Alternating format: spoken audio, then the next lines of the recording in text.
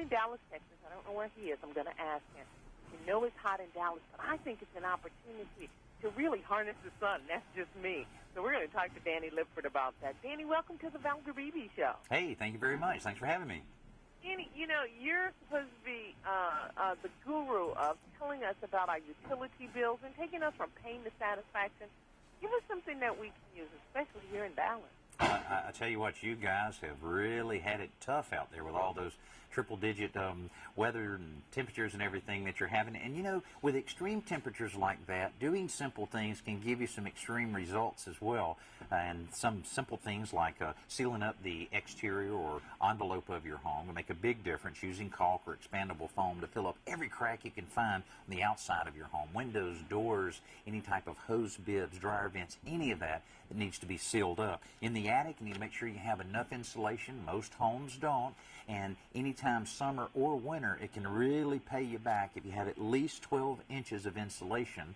Another thing, programmable thermostats. A lot of people don't quite understand those, but there's only $50 to $80. You can replace it very easily. Just follow the directions, not a problem at all. But what it allows you to do is to adapt your heating and cooling system to your lifestyle, so that if you leave in the morning and you have it at 72 degrees when you're getting ready to go to work, then it can raise that temperature automatically up to 80 degrees, saving you money all day long. Then about an hour before you're expected back home, it'll lower that temperature back down. You can pay for that thermostat on savings in only 3 months. After that, it's just money in the bank.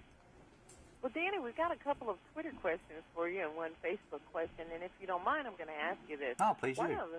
One of them says, I'm purchasing a home this year. The homes I'm looking at are built after 1978, so I know they're going to need a little bit of work.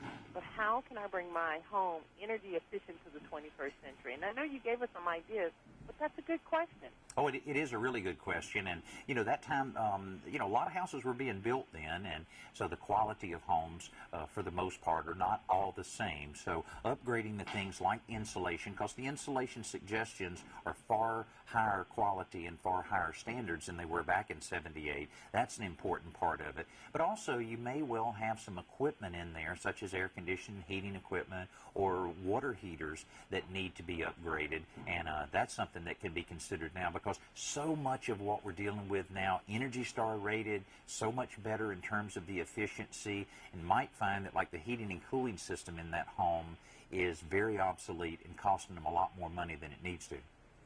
That's some great advice. Mm-hmm. Now, here's one from Facebook, and it says that I want to come off the utility grid. And are there any incentive programs for me to do solar panels or anything to help me with this? Well, there's a lot of those that have come and gone. There will be some that will come back around as far as the federal tax credits. But I'll tell you one that I found out about. I'm in a home here in Atlanta, Georgia, and a new home that's being built. And the homeowners here are pretty sharp. They really did their research, and they found that they could get a 30% federal tax credit by going with a geothermal heat pump system. This one's from Bosch. And the reason this is so efficient and the reason the federal tax credits are available, this works with a loop system. Water goes down in a tube into the ground, in this case 300 feet, back up, and it harnesses that 58-degree constant earth temperature to cool the home as well as heating the home. So they're saving a lot of money. They're getting the 30% tax credit, but they're also saving 70% of their heating and cooling bill over what it would be if it had a traditional heating and cooling system. So this makes a lot of sense for the federal tax credits, the incentives that go along with that, as well as saving some significant money as you go down the line. Another thing that has to be considered, anything you're buying on your home, how long will it last? A traditional heating and cooling system, 8 to 12 years. This one, 25 years. So that's good common sense when you're talking about, you know, a very important system in your house. Well, that's just such inspiration, knowing that you're there and they're building homes, because we know our housing market is so fragile these days.